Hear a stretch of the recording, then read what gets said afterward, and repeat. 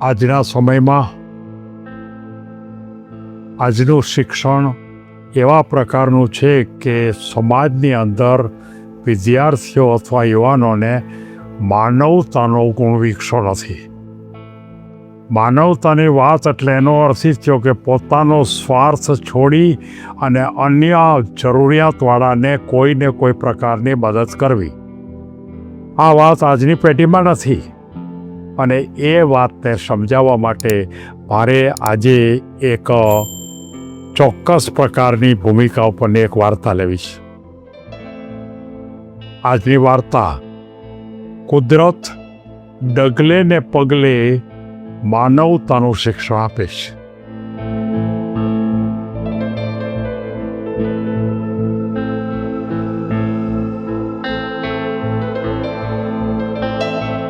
કોઈ એક ગામની અંદર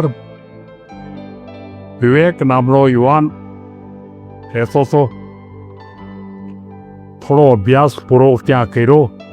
ત્યાર પછી વધારાના અભ્યાસ માટે એને શહેરમાં જવાનું થયું. અને શહેરમાં વધારાના અભ્યાસ માટે એ 4-5 વર્ષ ત્યાં રહે છે. પણ ત્યાંના વાતાવરણ ઉપરથી એના મનમાં એક જ વાત આવી જાય છે કે કોઈ વ્યક્તિ કોઈને મદદ કરતી નથી. દરેક માણસ પોતાના સ્વાર્થથી જ કામ કરે છે. પોતાને ફાયદો થાય તો જ મદદ કરે છે. પોતાને ફાયદો કરવા માટેના જ રસ્તા ગોતે છે. પોતાને ફાયદો કરવા માટેના જ વિચારો કહે છે. અને ખૂબ બધા આપણને એટલે કે પોતાને ફાયદો થાય એ જ પ્રકારનું શિક્ષણ આપે છે. એટલે કે ખરેખર જે ગામડામાં જે એક સાચી ભૂમિકા એના મનમાં હતી એ આખી ભૂમિકા બદલાઈ ગઈ અને એનો પણ પોતે સ્વાર્થી બની ગયો. પાછો ગામમાં જાય છે પણ ગામમાં એને મજા નથી આવતી. કારણ કે ગામનું વાતાવરણ તો વધારે સારું હતું. ગામમાં તો આ પ્રકારે સ્વાર્થનું ધોરણ બહુ ઓછું હતું પણ ત્યાં એને ગમતું નહોતું. પણ એની અંદર જે ખરેખર સંસ્કારો હતા એ ગ્રામ્યના વિસ્તારના હતા. અને ગ્રામ્ય વિસ્તારમાં એક એવી પ્રકારની પ્રકૃતિ હોય છે કે એ એકબીજાને મદદ કરવાની ભૂમિકા જે માનવતા છે. પછી એમને પ્રશ્ન થયો કે આ ગુણ ગામડામાં કેમ વિકસો? નાની એવી વસ્તી હોય તો ત્યાં કેમ વિકસો? બહુ નાનું સિટી હોય તો ત્યાં કેમ વિકસો? ત્યારે ખબર પડી કે આ બધા જ માણસો છે ને એ કુદરત અને પ્રકૃતિની વચ્ચે રહે છે. એટલે કે લીલાછામ માનો કે વૃક્ષો હોય, નદીઓ જતી હોય, સમુદ્ર, સૂર્યનો પ્રકાશ બહુ સારી રીતે મળતો હોય અને આ પ્રકારની જે પ્રકૃતિ છે એ પ્રકૃતિની વચ્ચે જ એને કાયમ રહેવાનું થાય. અને પ્રકૃતિ છે એ તો ડગલે ને પગલે માનવતાનું જ શિક્ષણ આપે છે. સૂર્ય આપણને જો ન ગરમી આપે, જો સૂર્ય આપણને પ્રકાશ ન આપે તો આપણે જીવન જીવી ન શકીએ. એ શિક્ષણ આપણને ગ્રામ્ય વિસ્તારમાં જ મળે છે. શહેરમાં તો સૂર્યની ભૂમિકા આપણને ખબર જ નથી. નદીઓમાં ખળખળ વહેતું પાણી ગામના દરેક માણસને આપે છે. માનવતાની ભૂમિકા જે એકદમ લીલાછમ વૃક્ષો અને એની નીચે જે છાંયો મળે, આ છાંયો તો કુદરત આપણને આપે છે. માનવતાનું શિક્ષણ જે શહેરમાં તો મળતું નથી. અને એ બધી બાબતો એક પછી એક એણે જોઈ કે કુદરત આપણને જે આપણને બતાવે છે, ભલે એની પાસે સીધો આપણને બોલીને બતાવતા નથી પણ એ બોલ્યા વગર આપણને જે માનવતાનું શિક્ષણ આપે છે.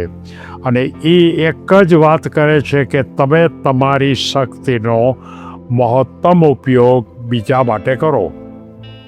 અને આ વિસ્તારના એટલે મોટે ભાગે નાની વસ્તીમાં રહેતા માણસો આને પકડી લીધી. અને શહેરમાં રહેતા માણસોને આ બધા, કારણ કે પ્રકૃતિનો અનુભવ છે જ નહીં, એને કોઈ દિવસ વૃક્ષો વિશેની વાત ખબર જ નથી. વૃક્ષોનું વન કોઈ દી એને જોયું નથી. અને આ ભૂમિકા પર એને પ્રકૃતિનો ક્યાંથી ખ્યાલ આવે? અને એને કારણે શહેરની અંદર આખું વાતાવરણ છે એ સ્વાર્થી વાતાવરણ બની ગયું છે. અને આ જે ખરેખર વિવેક હતો એના મનમાં પણ એમ થયું કે મારે હવે આ ગામમાં જ રહેવું છે, મારે શહેરમાં જવું નથી.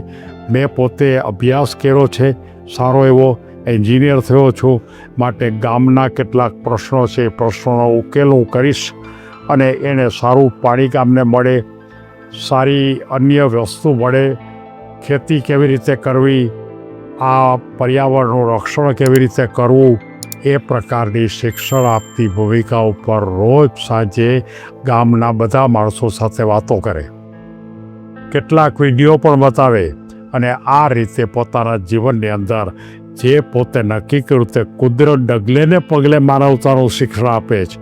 એ વિવેકના મનમાં પણ ઉતરી ગયું અને વિવેકે પોતે પણ આ માનવતાની ભૂમિકા ઉપર પોતાના જીવન દરમિયાન કામ કર્યું, જેથી એનું પોતાનું જીવન એકદમ તંદુરસ્ત, એકદમ સારું, વિવેકપૂર્ણ ગયું અને બહુ સારી રીતે ગયો.